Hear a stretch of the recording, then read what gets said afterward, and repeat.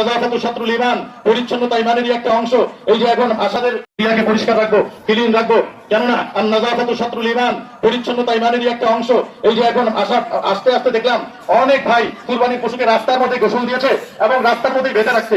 এইটা আপনাদের কাছে কেমন আপনি দেখেন? যে একটা হচ্ছে বিভিন্ন জন বাবা তার সন্তানকে নিয়ে নামাজ আসবে, খুবই রিস্কি একটা বিষয়। একটা জন্তুকে দাঁড় করিয়ে রাখছে, গোসল করাইছে, সেখানে প্রসাবও করে দিতে পারে, সেই পানিগুলি রাস্তায় জমে আছে, টয়লেটও করে দিতে পারে। সুতরাং এইটা কখনোই একজন সচেতন মুসলিমের কাজ হতে পারে না। আপনার পশু আপনি নির্দিষ্ট সেফ জায়গায় কুরবানি করবেন, যাতে করে পথচারীদের কষ্ট না হয়। আল্লাহ, আপনারা আপনাদের ব্যক্তি বুঝে নিন।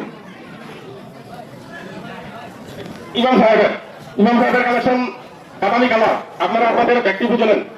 ঈদগার কালেকশন যারা করবেন তারা হলেন দলনেতা মোহাম্মদ রানা, মোহাম্মদ বাদন, মোহাম্মদ মিন্নাত আলী। মনোযোগ সহকারে আমরা প্রতিযোগিতা খাবো ইনশাআল্লাহ। নামাজ শুরু হয়ে গেছে। يعظم شعائر الله فإنها من تقوى القلوب آيات والذكر الحكيم أقول قولي هذا أستغفر الله لي ولكم ولسائر المسلمين.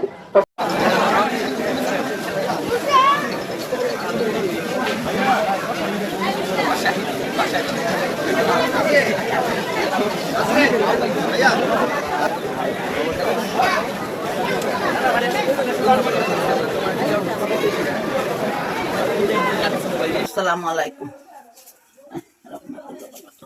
ইয়া আল্লাহু ইয়া রাহমানু ইয়া রাহিম রাহমাতাল লিল আলামিন। আল্লাহ তুমি আমার পুত্রের আবাদত রাখো।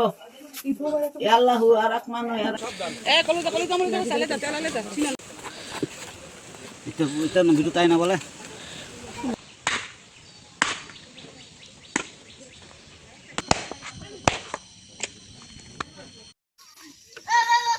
দেড় কেজি গোস্ত দিতি না, কি যাও রে চাচা?